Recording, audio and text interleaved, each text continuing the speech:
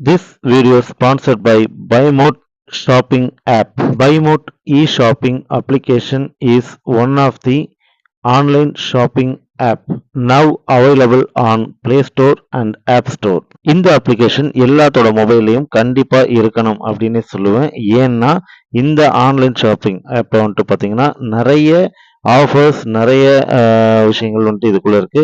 கிச்சனுக்கு தேவையான அத்தனை வீட்டுக்கு தேவையான அத்தனை எலக்ட்ரானிக்ஸ் அண்டு காய்கறிகள் எல்லாமே வந்துட்டு இதில் இருக்கு. ஸோ நமக்கு தேவையான எல்லாமே கம்மி விலையில நிறைய ஆஃபர்ஸோட வருது.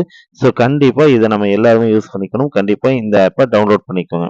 இந்த அப்ளிகேஷன் ஆப்போட லிங்க் வேணும்னா என்னோட டிஸ்கிரிப்ஷன்ல கொடுத்துருக்கேன். கண்டிப்பா அதை யூஸ் பண்ணிக்கோங்க. Thank you. Hi friends, welcome to my channel. இன்னைக்கு புராண கதைகளில் 23ஆம் பாகத்தை பார்க்க போகிறோம். இதில் காப்பரிசி பிரதோஷ காலங்களில் காப்பரிசின்னு ஒன்று தருவாங்க. அது வந்துட்டு என்ன அப்படிங்கிறத பற்றி பார்க்க போகிறோம்.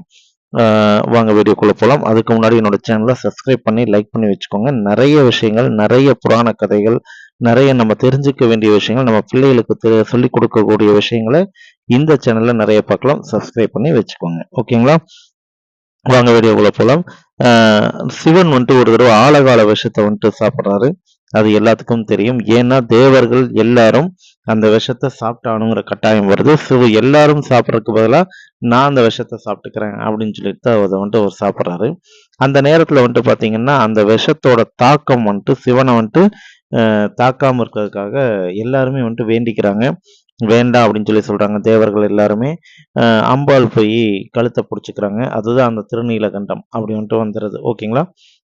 அந்த விஷம் தான் அங்க இருக்கு. ஆனா இந்த இடத்துல வந்துட்டு பாத்தீங்கன்னா தேவர்கள் எல்லாருமே பயந்துகிட்டு இருக்கும்போது நந்தி தேவர் மட்டும் கொஞ்சம் தலைகணத்தோடு இருக்கார். ஏன்னா அவர் சிவன் கூடவே இருக்கிறதுனால அவருக்கு எந்த ஒரு பிரச்சனையும் இல்லை. அதனால வந்துட்டு நந்தி தேவர் வந்துட்டு என்ன பண்றாரு அப்படின்னா, இதெல்லாம் ஒரு விஷமா, இதெல்லாம் ஒரு பெரிய மேட்டரா, இதுக்கு போய் எல்லாரும் இப்படி பயந்துக்கிறாங்க அப்படிங்கிற மாதிரி ஒரு தலைகணத்தோட பேசுறாரு. அப்ப இதை சிவன் பார்த்துக்கிட்டே இருக்காரு. பார்த்துக்கிட்டே இருந்துட்டு சரி நந்தி இங்க வா அப்படின்னு சொல்லி சொல்றாரு. சரி நந்தி தேவரும் அங்க போறாங்க. அங்க போன உடனே இந்த கையில தான் நான் வந்துட்டு இந்த ஆழகால விஷத்தை சாப்பிட்டேன். இந்த கையில அந்த வாசம் இருக்கு. இதை கொஞ்சம் நீ நுகர்ந்து பாரு அப்படிங்கிறாரு. சரின்னு அந்த வாசத்தை நுகர்ந்து பார்க்கறாரு நந்தி தேவர்.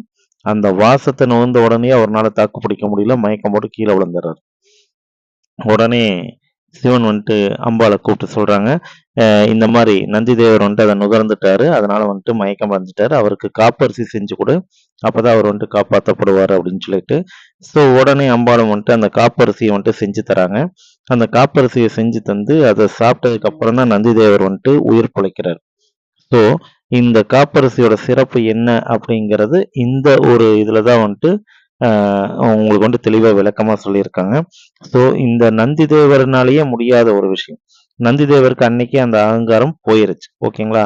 தான் அப்படிங்கிற அகங்காரம் அப்பவே போயிருச்சு. ஸோ அந்த அளவுக்கு ஒரு முக்கியமான விஷயம்தான் காப்பரிசி அப்படிங்கிறது. இந்த கதையில இன்னும் நிறைய நிறைய இருக்கு. நிறைய நீங்க தெரிஞ்சுக்கணும் அப்படின்னு சொல்லி ஆசைப்பட்டீங்கன்னா என்னோட சேனலை சப்ஸ்கிரைப் பண்ணி வச்சுக்கோங்க. அப்பதான் நீங்க நான் போடுற எல்லா விஷயமும் உங்களுக்கு உடனே உடனே வந்து சேரும். தேங்க்யூ.